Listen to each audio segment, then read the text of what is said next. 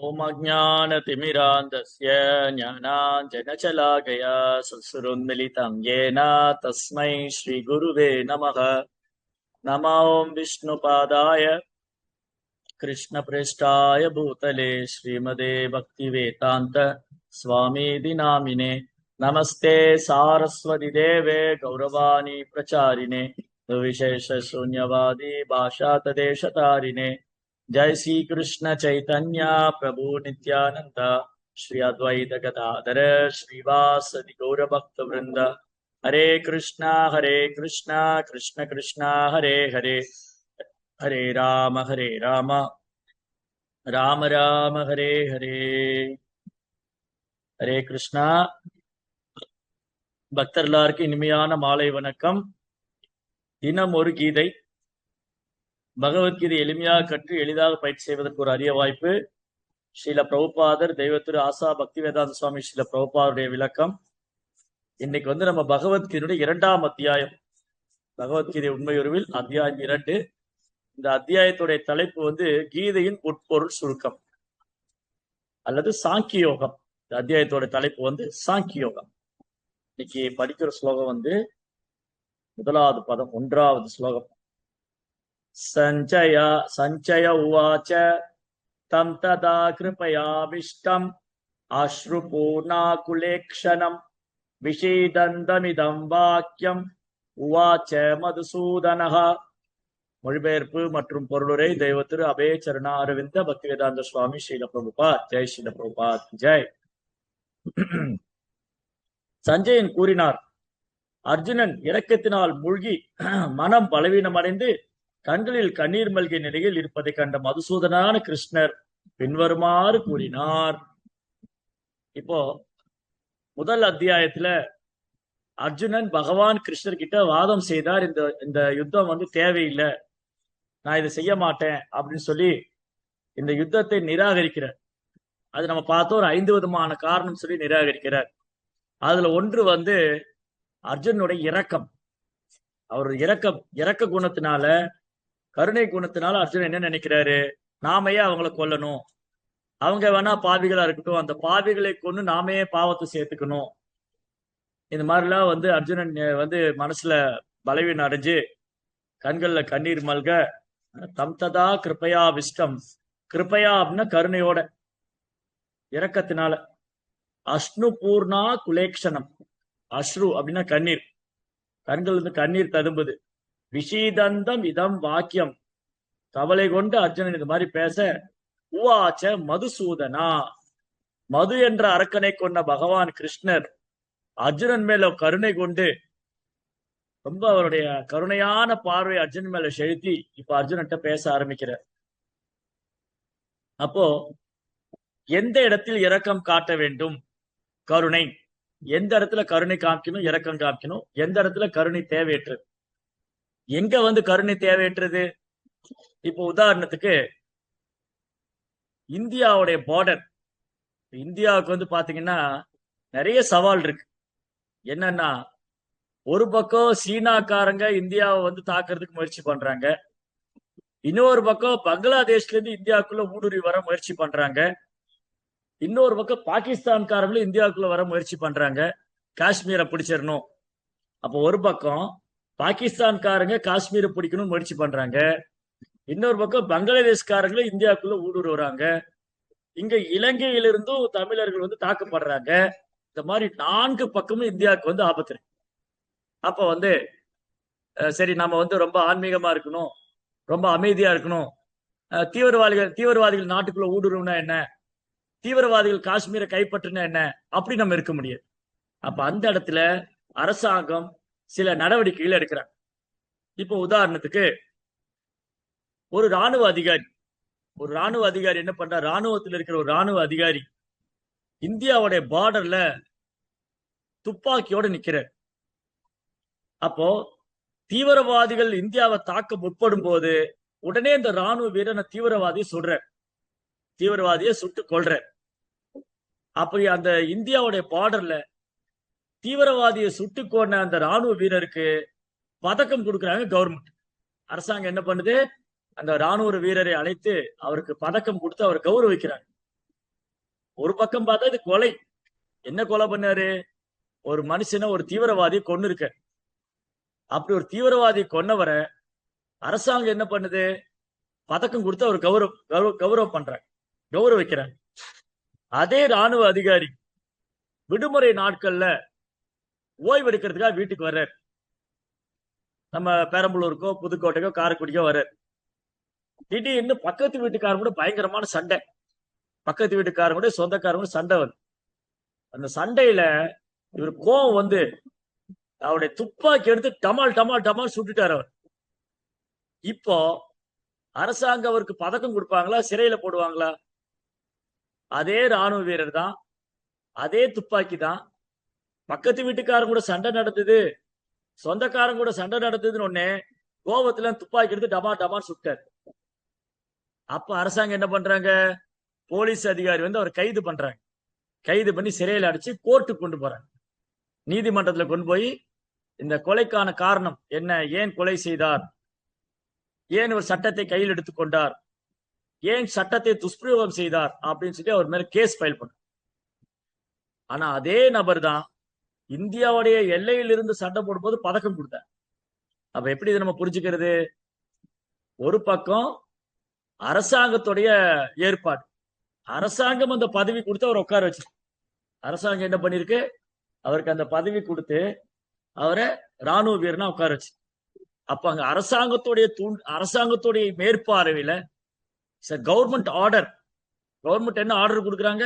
You should kill terrorist. Terrorist வந்து தீவிரவாதிங்க உள்ள நுழைஞ்சா அவரை நீங்க தாக்கணும்னு சொல்லி அரசாங்கம் அனுமதி கொடுக்குது, லைசன்ஸோட துப்பாக்கி கொடுத்து. ஆனா அதே அரசாங்கம் தான் இந்த தனிநபர் தன் சட்டத்தை கையில் எடுக்கும் போது அவனை தண்டிக்கும். அப்போ வன்முறை எங்க செய்யலாம், எங்க செய்யக்கூடாதுன்னு இருக்கு. வன்முறை எங்க செய்யலாம்? அரசாங்கத்துடைய ஆணையின்படி செய்யலாம். அதுக்குதான் ராணுவம் இருக்கு, ஏர்போர்ஸ் இருக்கு, நேவி இருக்கு, ஆர்மி, ஏர்போர்ஸ், நேவி எல்லாம் இருக்கு இல்லையா? இது எதுக்கு வச்சிருக்காங்க? பொதுமக்களுக்கு பாதுகாப்பு வேணும். தீவிரவாதிகள் உள்ள நாட்டுக்குள்ள ஊடுருவி குண்டு போடுவாங்க, அப்பாவி மக்களை கொத்து கொத்தா கொல்லுவாங்க. குழந்தைங்க, வயசானவங்க, பெரியவங்க எல்லாரும் குண்டு போட்டு இறந்து போவாங்க. இந்த மாதிரி டெரரிஸ்ட் வந்து சமுதாயத்துல பெரிய குழப்பத்தை விளைவிப்பாங்க. அதனால பொதுமக்களுடைய நன்மைக்காக வேண்டி அரசாங்கம் என்ன சொல்லுது? நீங்க தீவிரவாதிகளை சுட்டு பிடிக்கலாம். அரசாங்கம் என்ன சொல்லுது? நீங்க தீவிரவாதிகளை சுட்டு பிடிக்கல. ஆனா அதே ராணுவ வீரர் தன் சட்டத்தை கையில் எடுத்துக்கிட்டா அரசாங்கம் உடனே பனிஷ்மெண்ட், தண்டனை. அது எப்படி? நீங்க வந்து லீவ்ல போனவரு உங்க ரிவால்வர் எப்படி நீங்க பயன்படுத்தலாம்? அதுவும் நீங்க வந்து சட்டத்துக்கு புறம்பா உங்க சட்டத்தை கையில் எடுத்திருக்கீங்க, அதனால உங்களுக்கு கடுங்காவல் தண்டனை. அதே மாதிரிதான் இங்க யுத்தம் வந்து பகவானுடைய மேற்பார்வை நடக்கும். மகாபாரத யுத்தம் பகவான் கிருஷ்ணனுடைய மேற்பார்வையில் நடக்கிறதுனால இங்க அர்ஜுனன் தயங்க வேண்டிய அவசியமே இல்லை. இந்த அசுரர்களை கொல்றதுக்கு அர்ஜுனன் தயங்க வேண்டிய அவசியம் இல்லை. ஆனா அர்ஜுனுடைய இரக்கம் வந்து இங்க தேவையற்ற இரக்கம். அது இந்த இரக்கம், இந்த கருணை தேவையே இல்லை. ஆனா அர்ஜுனன் என்ன நினைக்கிறாரு? வேண்டாம், இவங்களோட நம்ம சண்டை போட வேண்டாம் அப்படின்னு நினைக்கிறேன். அப்போ எங்க இரக்கம் காமிக்கலான்னு இருக்கு. அப்ப இந்த அர்ஜுனுடைய இரக்கத்துக்கான காரணம் என்ன? நீங்க புரோபா சொல்ற பொருளுரையில பௌதிக இரக்கம், கவலை, கண்ணீர் ஆகியவை தன்னை பற்றி, அது ஆத்மாவை பற்றி உண்மையை அறியாதவனின் அறிகுறிகளாகும். நித்தியமான ஆத்மாவுக்கு இரக்கம் கொள்வதே தன்னுணர்வாகும்.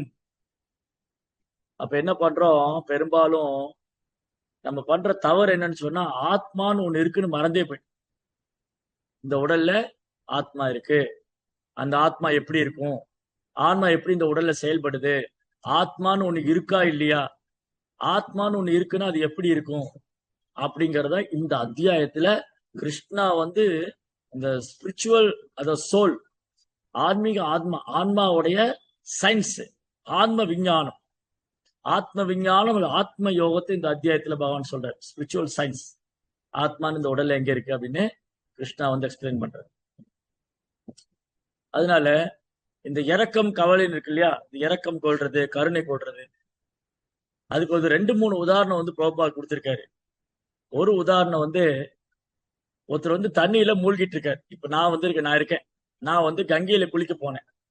கங்கையில குளிக்க போய் நான் தண்ணியில மூழ்கிட்டு இருக்கேன். அப்போ கங்கை கரையில் 4 பேர் நின்றுட்டு, ஒரு பக்தர் சொல்றாரு, அந்த பிரபு வெளியே வந்தாருன்னா நான் அவருக்கு வந்து சாப்பாடு வாங்கி தருவேன், பிரசாதம் வாங்கி கொடுப்பேன். இன்னொரு பக்தர் சொல்றாரு, இல்ல நான் அவருக்கு முதல்ல நல்ல ட்ரெஸ் வாங்கி தருவேன், அவர் ட்ரெஸ் எல்லாம் ஈரமாயிருச்சு, நான் வேற ட்ரெஸ் வாங்கி கொடுப்பேன், அவருக்கு நான் வந்து நல்ல நல்ல புதிய ட்ரெஸ் ஒன்று வாங்கி தருவேன். ஒருத்தர் சொன்னார் நான் அவருக்கு பிரசாதம் வாங்கி தரேன்னு சொன்னார், ஒருத்தர் சொன்னா அவருக்கு ட்ரெஸ் வாங்கி கொடுக்குறேன்னார். இன்னும் ஒருத்தர் என்ன பண்ணாரு, உடனே தண்ணியில குதிச்சு என்னை காப்பாத்தினார். அப்ப இது எது ரொம்ப முக்கியமானது? தண்ணியில மூழ்கிட்டு இருக்கிறவனுக்கு ஆடை வாங்கி தர்றது முக்கியமானதா, உணவு வாங்கி கொடுக்கறது முக்கியமானதா, ஒரு உயிரை காப்பாத்துறது முக்கியமானதா? உயிரை காப்பாத்துவதே முக்கியமானது. தண்ணியில மூழ்கிட்டு இருக்கிறவனுக்கு போய் கரையில நின்று நான் வந்து அவருக்கு பிரசாதம் வாங்கி கொடுப்பேன், ட்ரெஸ் வாங்கி கொடுப்பேன். ஆனா ஐயா அவர் மூழ்கிட்டு இருக்கிறாரு, கொஞ்ச நேரம் செத்து போயிடுவார், உடனே காப்பாத்தணும். அந்த மாதிரிதான் இந்த உடலுக்கு சேவை செய்யறதுனால, இந்த உடலை திருப்திப்படுத்துறதுனால உடலுக்கு ஆன்மாவை திருப்திப்படுத்த முடியாது.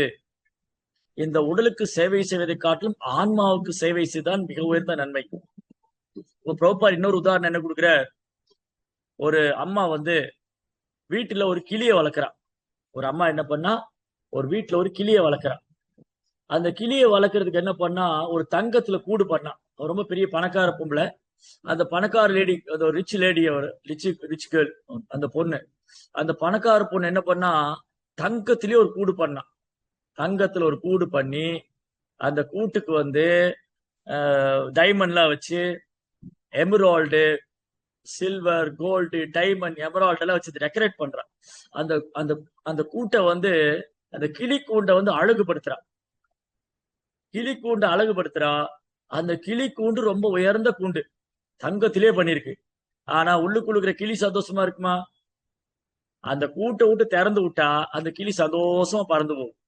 அப்ப கிளி கூண்டை வந்து சுத்தப்படுத்துறதுனாலயோ, கிளி கூண்டை வந்து அழகுபடுத்துறதுனாலயோ உள்ள இருக்கிற கிளியை சந்தோஷப்படுத்த முடியாது.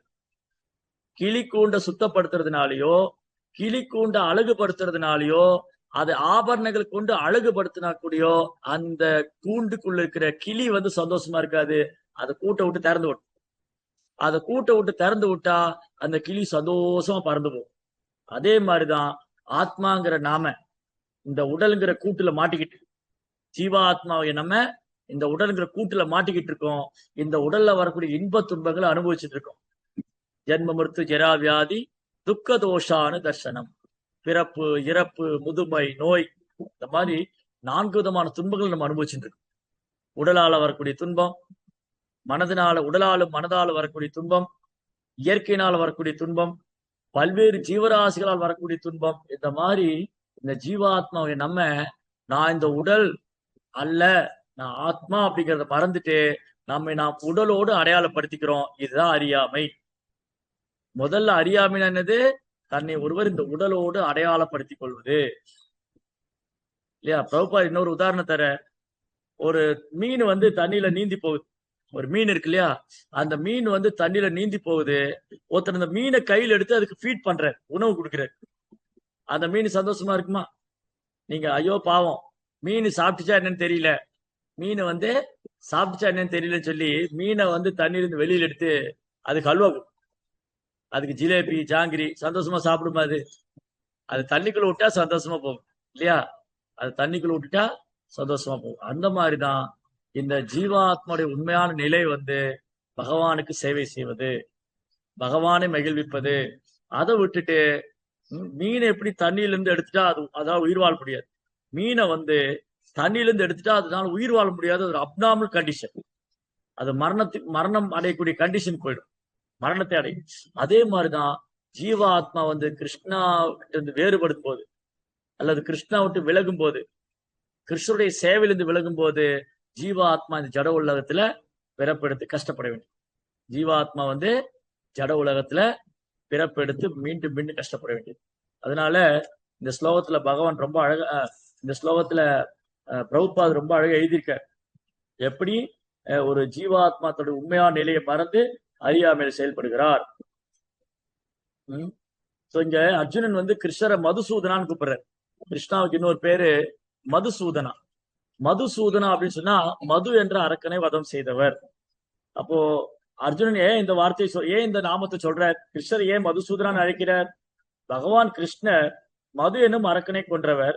எனவே தன் கடமையை நிறைவேற்றுவதில் ஏற்பட்டுள்ள தவறான கருத்து என்னும் அரக்கனை அவர் கொல்ல வேண்டும் என்று அர்ஜுனன் விரும்பினார். எங்கு இரக்கம் காட்ட வேண்டும் என்பது எவருக்கும் தெரிவதில்லை. நீரில் மூழ்கும் மனிதனின் ஆடைக்காக பாத்தீங்களா, அந்த எக்ஸாம்பிள் கொடுத்துருக்க ப்ரோப்பர். இப்பதான் பேசிட்டு இருந்தோம், கரெக்டா ப்ரோப்பர் அந்த எக்ஸாம்பிள் கொடுத்திருக்கேன். சோ நீரில் மூழ்கும் மனிதனின் ஆடைக்காக பரிதாபப்படுவது அர்த்தமற்றதாகும். அறியாமை கடலில் விழுந்த மனிதனின் வெளிப்புற உடையை, ஸ்தூல உடலை காப்பதில் மட்டுமே அந்த மனிதனை காப்பாற்றி விட முடியாது. இதை தெரிந்து கொள்ளாமல் வெளிப்புற ஆடைக்காக கவலைப்படுபவன் சூதரன் என்று அழைக்கப்படுகிறார். அதாவது தேவையின்றி வருந்துபவன் என்று அழைக்கப்படுகிறார்.